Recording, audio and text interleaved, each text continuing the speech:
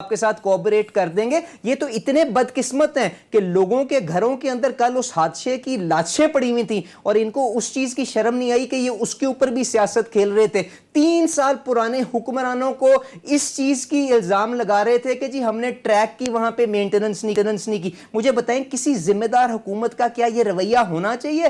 ان کی جو فردوس عاشق اوان صاحبہ جو پہلے پرائم منسٹر صاحب کی سپوکس پرسن تھی، جن کو انہوں نے خود نکالا کہ جی ان کے اوپر کرپشن کے الزامات ہیں، اور اس کے بعد بزدار صاحب کے ہاتھ تھام دیا، وہ ٹی وی کے اوپر بیٹھ کے کیا کہتی ہیں؟ اللہ کا شکر ہے کہ آج یہ پہلا حادثہ ہوا ہے اس سال کا ٹرین کا. تو ماشاءاللہ سمجھ بوجھ فہم اور انا اتنی زیادہ ہو، ان کے ساتھ یہ بات کس طرح سے ریفارم کی آگے چلے گی میری سمجھ سے تو آ رہی ہے. پھر بھی فواد چودھری صاحب یا عمران خان صاحب کے جو بھی پیروکار اگر یہ نیک نیتی سے چاہتے ہیں کہ ہم اس معاملے کو آگے لے کے چلیں، تو اس کے لیے طریقہ کار یہی ہوگا کہ جو حکومتی پارٹی کا جو لیڈر ہے، جو گورنمنٹ کے اندر جو لیڈ کر رہا ہے، اس کو ریچ آؤٹ کرنا پڑے گا. ہر وقت یہ کسی نہ کسی ادارے کے پیچھے، کبھی سپیکر کے پیچھے ریکویسٹ کریں آپ لوگوں کو پاس جائیں کہ جی پارلیمانی لیڈرز آکے بیٹھیں. بلتستان کا معاملہ ہو تب وزیر اعظم نے بات نہیں کرنی، اس کے لیے چیف آف آرمی سٹاف نے بات کرنی ہے. کوئی اور معاملہ آ جائے جس کے اوپر آپ نے وہاں پہ انوائرمنٹ کریٹ کرنی ہے کہ جی وہاں پہ بحث ہو سکے یا کوئی اگریمنٹ ہو سکے، کبھی سپیکر کے پیچھے چھپ جاتے ہیں، کبھی پرویز خٹک صاحب کی ڈیوٹی لگا دیتے ہیں. تو آپ مجھے بتا دیں وزیر اعظم صاحب کی ذمہ داری کیا ہے؟ کیا ان کا کوئی رول نہیں ہے؟ آپ دیکھ تو رہے ہیں آپ کا اتنا بڑا مطلب آپ کو ایک آنر ملا ہے کہ آپ نے انوائرمنٹ ڈے کا جو انٹرنیشنل ایونٹ تھا اس کو ہوسٹ کیا ہے. جی ماشاءاللہ، اور ان کو بالکل، اور یہ وہی کاز ہے نا جس کے اوپر وزیر اعظم صاحب جب کہتے تھے، اور بائیڈن صاحب نے نیپال کو بلانا ترجیح دیا تھا جب انہوں نے کلائمیٹ سمٹ کی تھی، اور وزیر اعظم صاحب کو انہوں نے یاد بھی نہیں کیا. اور آج تک وزیر اعظم صاحب اپنا یہ گلا فرق جگہ کے اوپر کہتے ہیں کہ پریزیڈنٹ بائیڈن نے میرے سے آج تک فون پہ بات بھی نہیں کی. یہ وہی آپ ان کی کاز اور ان کی جو جدوجہد ہے کلائمیٹ سمٹ کے لیے، اس کی آپ بات کر رہے ہیں. لیکن انوائرمنٹ ڈے پہ یہ چلیں مطلب کچھ تو تھوڑا سا جو کریڈٹ بنتا ہے وہاں پہ دینا بن جاتا ہے. ضرور میں آپ سے صرف گزارش کر رہا ہوں، سب سے بڑا جو کرائم ہے اس حکومت کا وہ یہ ہے کہ انہوں نے انوائرمنٹ کو اتنا پلوٹ کر دیا ہے،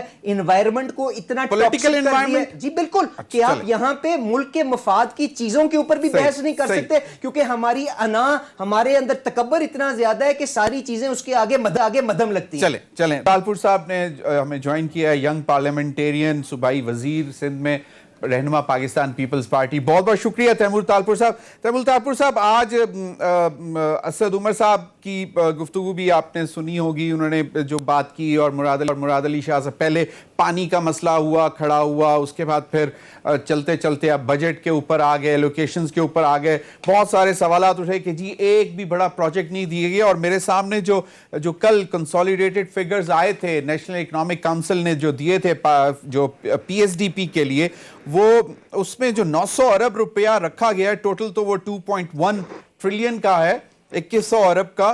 اس میں سکھر حیدرآباد موٹر وے بھی ہے. اور آج میں سن رہا تھا سب سے زیادہ شور بھی اس بات پہ مچایا جا رہا ہے کہ جی کوئی بڑا انفراسٹرکچر کا پروجیکٹ ہمیں نہیں دیا جا رہا، نہ ہمارے ساتھ کوئی تعاون کیا جا رہا ہے. این ایف سی کے حوالے سے ایشوز ہیں، فنڈز کے حوالے سے ایشوز ہیں، لیکن وفاقی حکومت سے ہمیں آوازیں آتی ہیں کہ جناب ہم کیش نہیں دیں گے. کچھ مسٹرسٹ ہے کسی لیول پہ. حالانکہ مراد علی شاہ صاحب بڑے کمپیٹنٹ چیف منسٹر ہیں اور بہت سارے کام اچھے بھی کیے ہیں. تو کیا وجہ کیا ہے، یہ مسٹرسٹ کیوں ہے؟ اور just before budget Taimur Talpur صاحب کو میری آواز نہیں گئی؟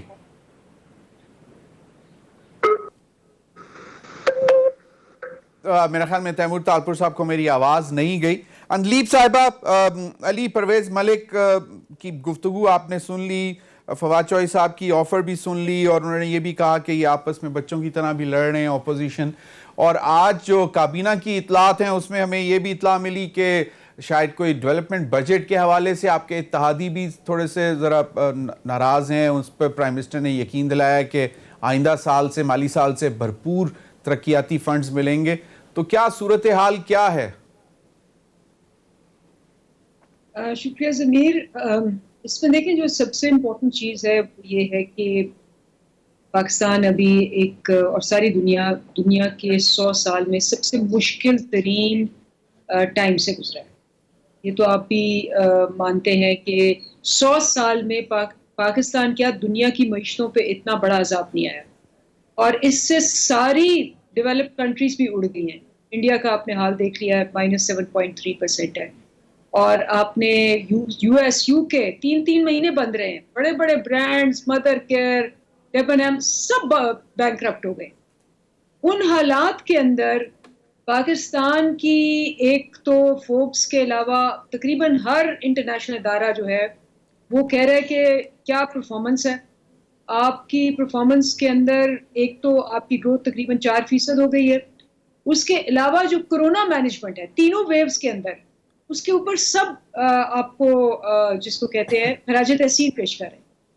اور یہ اس وقت اچیو ہوا ہے جب دنیا کی سب سے مشکل ترین آپ کے اوپر ٹائم گزرا ہے. تو اگر مشکل ترین ٹائم میں پاکستان نے اتنی گروتھ کی ہے, جس میں لارج اسکیل مینوفیکچرنگ 9% گرو ہوئی ہے, جس میں آپ کی سروسز جو ہیں وہ 4.5% گرو ہوئی ہیں, آپ کے 6 ایگریکلچر کراپس جو ہیں وہ بمپر کراپس ہوئے ہیں. تو یہ واقعی ایک میں کہتی ہوں مثال ہے دنیا کے لیے, کیونکہ آپ کو پتا ہے انڈیا تو بیلنس نہیں کر سکا, اور آپ کو پتا ہے کہ نیپال میں بہت بڑا ایشو ہوا ہے, آپ کے ارد گرد ایران دیکھ لیں. تو ان ساری چیزوں کو سامنے ملحوظ رکھتے ہوئے ہمارا جو اس وقت پرفارمنس ہے اور اگلا جو سال ہے وہ یقیناً بہت اہم بھی ہے اور بہت اچھا بھی ہے. ساری دنیا کے اندر ہو گئی مہنگائی, ساری دنیا میں مہنگائی کی وجہ سے obviously سپلائی چین شارٹ ہے. پاکستان کوشش کر رہا ہے کہ جی مہنگائی بھی کنٹرول کریں. اب آیا بجٹ, اور ہمارے اتحادیوں کا آپ نے ذکر کیا کہ جی وہ اونچ نیچ ہے ان سے. تو جب بھی اتحادی حکومت ہوتی ہے آپ کو پتہ ہے کہ اختلاف ہوتے ہیں, ان کی کچھ اور بیک گراؤنڈز ہوتی ہے, ہماری کچھ اور بیک گراؤنڈز ہوتی ہے, اور یہ پہلی دفعہ نہیں ہوا.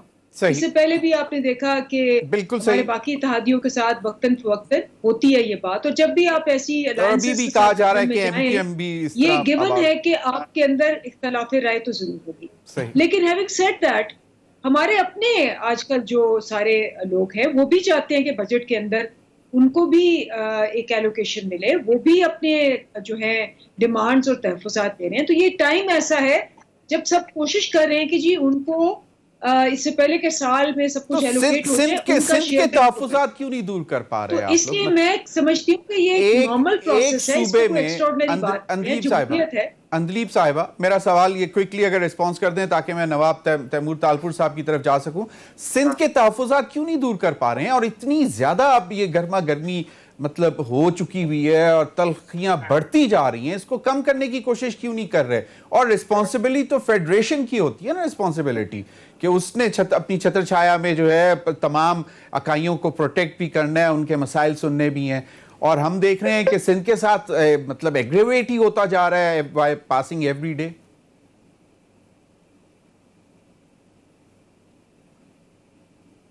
اندلیب صاحب جی, اس میں دیکھیں سندھ کی جو ڈیمانڈز ہیں اور اس میں وہ خود ہی ایکسپوز ہوتے جا رہے ہیں. پہلے انہوں نے الزام لگایا کہ جی پانی جو ہے ہمارا انہوں نے چوری کر لیا. پھر آپ کو پتہ ہے نادر مکسی صاحب کی وہ تقریر جو انہوں نے اسمبلی میں کی تھی, انہوں نے ان کے بندے ہیں, انہوں نے کہا جی ہمارا پانی تو یہ چوری کر رہے ہیں. اور انہوں نے جہاں جہاں بتایا کہ اس طرح سے یہ جو باقی ایم پی ایز ہیں لیکن ابھی بجٹ سے پہلے اکھاڑ کے نہریں اور پانی ڈائیورٹ کر رہے ہیں. تو پہلے وہ ہوا, اس کے بعد اسرا نے ان کو ایک لیٹر لکھا, اس کے بعد یقیناً وہ ہے, اور اس نے کہا کہ جی کوٹری براج کے نیچے آپ کا پانی کیوں بہ رہا ہے اور بہی جا رہا ہے, اور آپ نے اس کے متعلق کچھ نہیں کیا.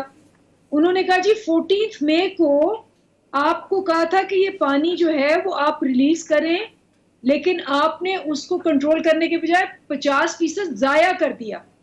تو یہ لیٹر ہے کہ جی آپ بالکل یہ آ گیا جی میڈیا میں, اس پر بات بھی ہوگی, لیکن موجودہ جو یہ ان سے پوچھا جا رہا ہے, انہوں نے آج تک اس کا جواب نہیں دیا. چلے اپنے بندے ان کے کہہ رہے ہیں جی یہ تو یہ سندھ کا پانی سندھ کی گورنمنٹ چوری کر رہی ہے اور جواب نہیں دے رہی.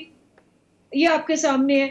اب جہاں تک ڈیولپمنٹ پروجیکٹس کا تعلق ہے, ہم ڈیولپمنٹ پروجیکٹس چاہتے ہیں کہ سندھ کے عوام کو صحیح پہنچے. چلیں بالکل میں چاہتا ہوں کہ میں اس پہ کئی مزید بھی دفعہ بات سے کریں کر گے دیا ہے. اس پہ مزید بھی بات کریں گے نالے لیکن صاف کرنے کے لیے بالکل. نالے صاف کرنے کے لیے چلیں کیونکہ ان کو 12 سال نہیں کر سکے چلیں بلکہ نہیں 14 سال ہو گئے. چلیں میں 14 سال نہیں نواب کر سکے تیمور یہ تالپور نالے صاحب کی طرف جانا چاہوں گا.